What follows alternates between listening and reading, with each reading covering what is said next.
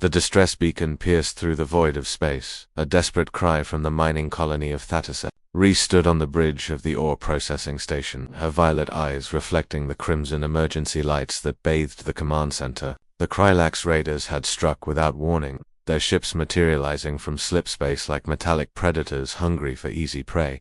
"How long until the Galactic Council responds?" Edward asked, his fingers dancing across the tactical display. As the colony's security chief, he had trained for this scenario 100 times, but simulations never captured the raw terror of reality. Reese's jaw tightened. Standard protocol puts their response time at 6 hours minimum. We have maybe 90 minutes before the raiders breach our shields.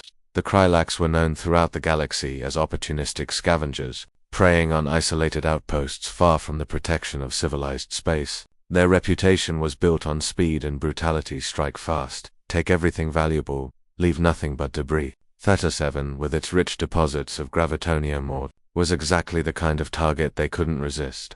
"We've sent the SOS on all council frequencies," Reese continued, pulling up the communication logs, "but we're 3 jumps beyond the nearest peacekeeping station. Even if they scramble immediately." She didn't need to finish. Edward understood. They were alone. The colony's 2,000 inhabitants had already begun evacuation procedures, cramming into the reinforced shelters deep within the asteroid's core. But those shelters were designed for environmental emergencies, not military sieges. If the Krylax wanted them badly enough, no amount of rock and steel would stop them.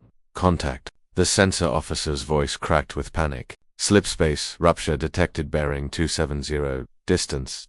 Wait. Reese's breath caught. "Wait, what do you mean? Wait, the signature, it's not Krylax, it's..." The officer's confusion was palpable. "Ma'am, it's human."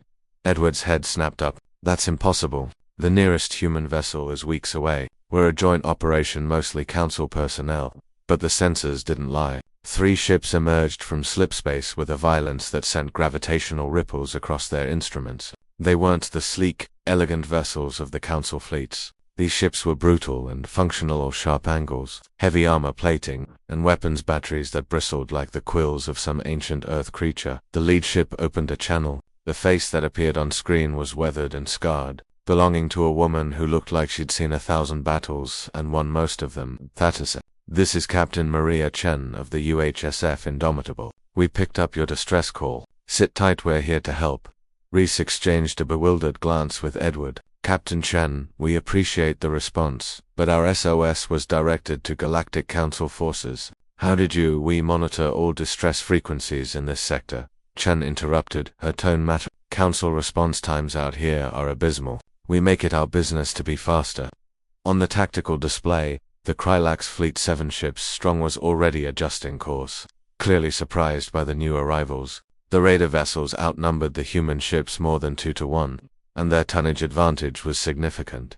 Edward studied the display with a tactician's eye. "Captain, you're outnumbered. Maybe you should wait for council reinforcements." Chun's laugh was sharp and humorless. "Son, humans don't wait for permission to do the right thing. All ships, weapons free. Let's show these raiders why you don't mess with our neighbors."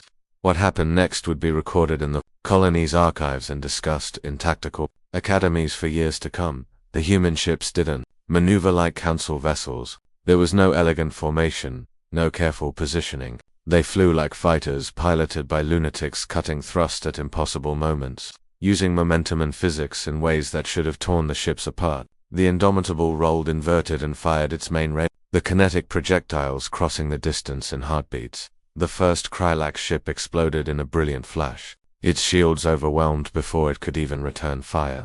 "Contact the council fleet," Reese ordered, unable to tear her eyes from the display. Tell them the situation is under control." The battle was savage and brief. The Krylax had weapons designed to overwhelm shields through sustained fire, standard raider doctrine. But human combat philosophy was different. Their ships carried kinetic weapons that didn't care about energy shields, along with missile systems that used predictive AI to anticipate evasive maneuvers. Edward watched in awe as the human vessels coordinated with an efficiency that seemed almost telepathic. They covered each other's blind spots, created crossfire opportunities, and exploited every tactical advantage with ruthless precision. "They fight like they're angry," he murmured. Reese nodded slowly. "They fight like they care."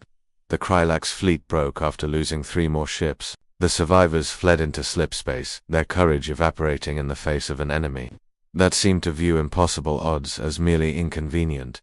Captain Chen's face reappeared on screen, now sporting a fresh cut above her eyebrow. Theta-7 threat neutralized. We're dispatching engineering teams to help with repairs. Any casualties? None, thanks to you, Reese replied, her voice thick with emotion. Captain, I don't know how to thank you. The Council does what it can with what it has, Chen said, her expression softening slightly. But humanity remembers what it's like to be vulnerable, to send a distress call and pray someone answers. We were alone once, fighting for every inch of space. We swore we'd never let that happen to anyone else if we could help it. Edward stepped forward. This will be reported, Captain. Your actions today will probably violate half a dozen Council protocols about jurisdiction and force deployment.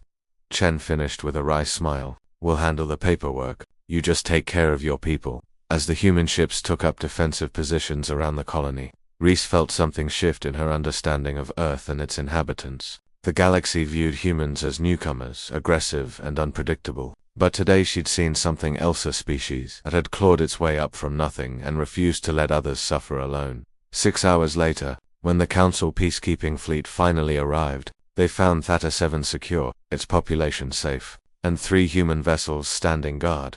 The distress call had gone out to the galaxy, but humanity had answered first.